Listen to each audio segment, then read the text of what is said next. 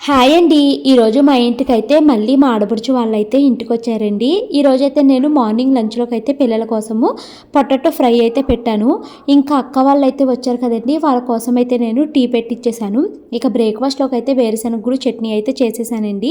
ఇంక ఈరోజు బ్రేక్‌ఫాస్ట్‌లోకి నేను ఎర్రనూక ఉప్మా చేశాను. అలాగే దోసలు కూడా వేశాను. కొంచెం ఉప్మా ఒక్కొక్క 2 దోసలు అయితే వేసేసి వాళ్ళకైతే ఇచ్చేసానండి.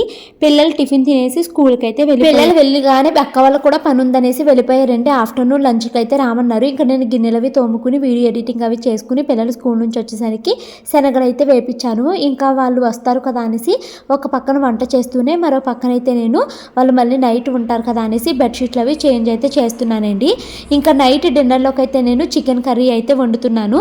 అలాగే ఇంకా నేను రైస్ కాకుండా ఈసారి పలావ్ కింద చేద్దామనేసి అన్ని రకాల కూరగాయలు వేసి వెజిటేబుల్ పలావ్ అయితే చేశానండి. ఇవి రెండు చాలా టేస్టీగా వచ్చాయి. ఇంకా అక్క వాళ్ళు రాగానే అందరము కూర్చుని వేడివేడిగా ఇలాగ భోజనాలు అయితే చేస్తున్నాము. ఇలా ఫ్యామిలీ మొత్తం కలిసి కూర్చుని భోజనం చేస్తే చాలా బాగుంటుంది కదా. అందరూ పడుకున్నాక పప్పు రుబ్బుకున్నా.